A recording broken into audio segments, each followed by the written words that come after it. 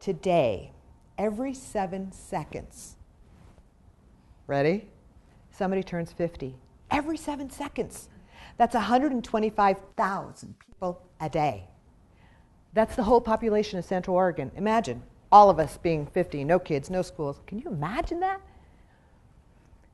Today, we make up 28% of the population. But in 4 short years, by 2015, people over the age of 50 will make up 45% of the population of the United States. Does that scare you? Scares me. Scares me because I know as an in-home care provider how hard it is to find qualified people to get out there and help others. And that's with a population that's much smaller than the population that's going to be there in 20 or 30 years. So we've got to think about this, and we've got to start creating a plan, because what's available today may not be available to us as we age. It is going to affect all of us. It affects our parents today, but it's going to affect us too as we get older. So we'll talk a little bit about what does aging successfully really mean? My idea of successful aging is aging with dignity, aging with power, aging with control, being able to make our own choices. I mean, my goodness, you've lived a whole life. The alternative to living a whole life is living a short life, which we all don't want. And yet we look at aging today and we look at our seniors and we feel sorry for them. Every time you look and you see an 80 or 90-year-old, you go, oh. Right? Am I right? Yeah. You know, the media has been telling us for 25 years that the only thing that's valuable in our lives is our youth. We got to stay young. We got to stay fit, right? That's when we're productive. That's when we're valuable. And yet, if you really think about where the greatest insights, where our greatest leaders, where the greatest innovators have been, they're people like Mother Teresa, Nelson Mandela, Jimmy Carter. All of them showing us that it is in their aging years that they are the most influential, that their wisdom is being shared across the globe, that they're able to make an impact.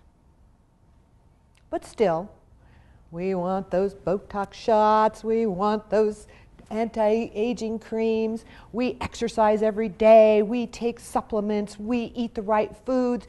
Are we doing it so we can stay young? No, well, that would be naive. We know we're not going to stay young. We're doing it so we can live to a ripe old age.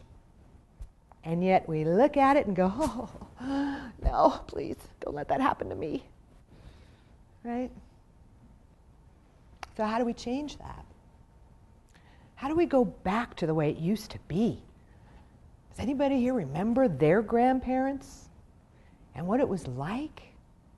That was before the Industrial Revolution, when families, seriously, when families lived and grew up in the same towns generation after generation, and they all lived right around the same block or even on the same farm.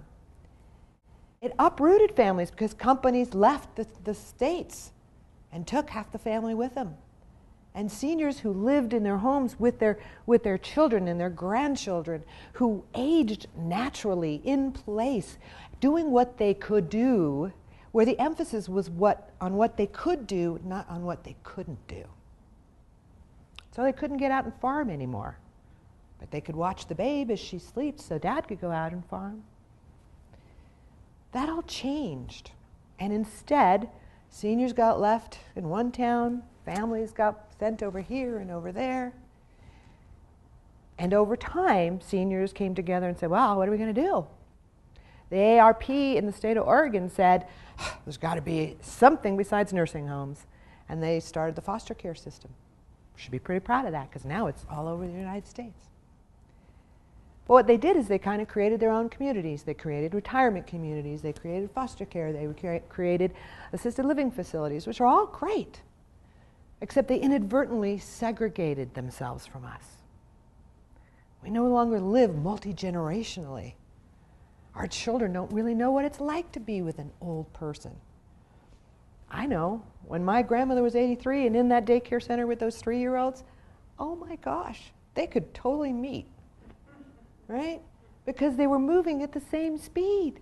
They were talking at the same language. Both of them were enriched by that relationship. So, aging to me is a noble time.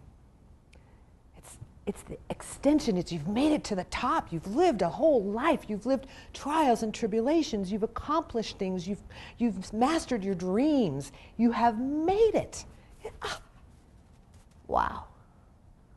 And that's the way I looked at my grandmother, and that's the way her grandchildren, her great-grandchildren looked at her, with admiration and respect.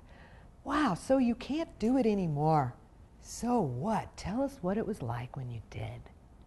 It's such a different experience of aging.